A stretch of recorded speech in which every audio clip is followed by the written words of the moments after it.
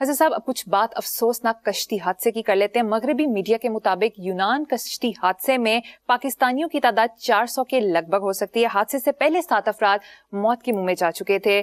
وزیر اعظم نے ایک روزہ سوگ کا اعلان کیا ہے اور قومی پرچم بھی سرنگوں رہا. بچ جانے والے مسافروں نے ہوش ربا انکشاف ہیں کہ پاکستانیوں کو کشتی کے نچلے درجے میں رکھا گیا, پانی تک نہیں دیا گیا, اوپر آنے کی کوشش کرتے تو ان کو مارا پیٹا جاتا تھا.